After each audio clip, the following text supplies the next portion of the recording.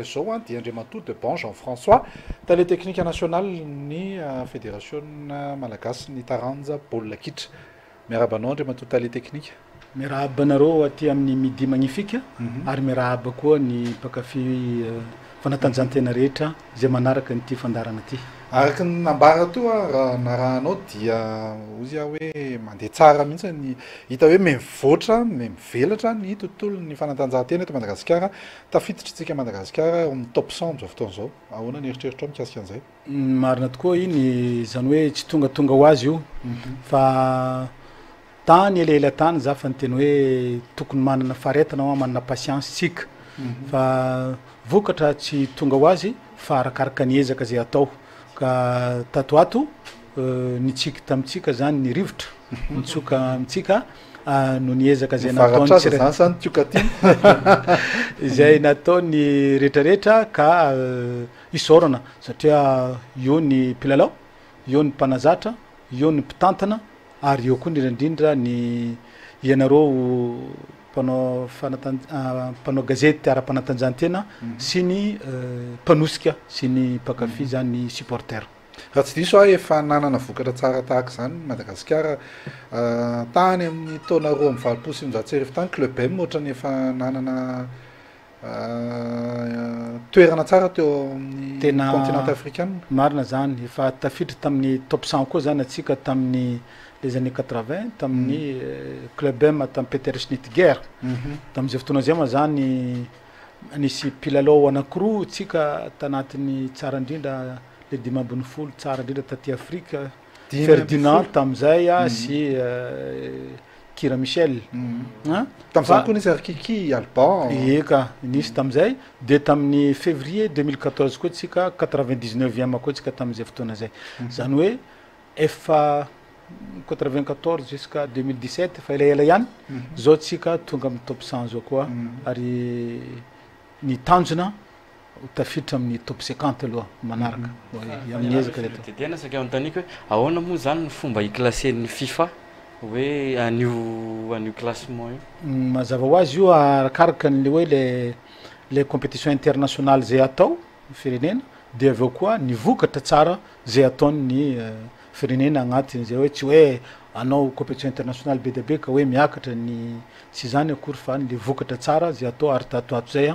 positif foana le match nataotsika tatoato zay. Amin'izao fotoana izao ny Barea de Madagasikara dia any ivelany misy ny compétition zay atao any Soudan. Nahoana ny fiantrehana an'izay fifananana zay? Atao amin'ny zoma fasivy jona zao zany any Soudan amin'ny alina io amin'ny folo alina night session hoe fiteny azy satria noho le toerana mafana be loatra satria fa am'vavahadin'ny désert de Sahara ka fa lasany les joueurs locaux les joueurs miainga avy eto Madagasikara satria misy joueur avy amin'ny Nosy La Réunion anankiroa miaraka am'le 0-efatra les joueurs locaux eto lasa omaly miaraka amin'ny mpitarika sy ny mpanazatra mpanampy maître ro andeha hiatrika ny lelalao miaraka am'le mpilalao avy any ivelany misy avy any Europa sy avy any Afrika miaraka amin'ny mpanazatra vahiny miaraka amin'ny zalahy miralaky agnatin'ny 3 andro zareo anomana satria tsy moramora io marina fa ny ankamaroan'ireo mpilalao mila ravinahitra any Europa nefa 3 andro monja tsy maintsy ataon'ny mpanazatra fampivondronana ny zareo ny amin'ny lafiny plan de jeu, système de jeu sy une organisation de jeu anatin'ny 3 andro tsy moramora zay fa manana mpilalao fa zatra de raisam-pirenena maromaro ka manome fatokisana tanteraka amin'ny mpanazatra vahiny moa antsika ny Nicolas Dupuis narany zay assisté ny maître ro fa zay mihitsy tiako atongavana hoe stratégie tsara ihany ve le manafatra n'ilay ekipa malagasy ilay mpilalao malagasy zay mivelatra sy mivoatra any ivelany a nefany a izy ity tsy hoe lalaon'olo tokana fa lalao miaraka jeu d'équipe manahoana ny cohésion manahoana ny solidarité ny ambonin'ny kianja tsy misy fiantraikany any ve misy any zany hoe zany misy amin'ny zavatra rehetra nge misy ny avantage sy ny inconvénient ny avantage aloha voalohany indrindra mpilalao matianina ny ankamaroan'ireo mpilalao reo ary ny inconvénient izy voalazanao teo reny tsy niaraka firy satria samby amin'ny club ny tsirairay avy itsika koa zany noho ny le hoe tsy fananatsika les moyens ampelantanana de matetika atsika am'le journée FIFA reny a tsy manana possibilité ampivondrona an'le mpilalao anaovantsika kilalao ara-pirahalaina fa manome fatokisana amin'ny expérience ny mpanazatra eo io moa ohatran'ny voalazanao teo mpilalao efa milalao any velany misy indrindra fa rolage io tia milalao aty amin'ny Afrique tokony telo fa anankiray blessé misy any Carolus zay manao amin'ny ao en Algérie zay équipe championne Algérie anisan'ny mpilalao tafiditra amin'ny top 10 tamin'ny herintaona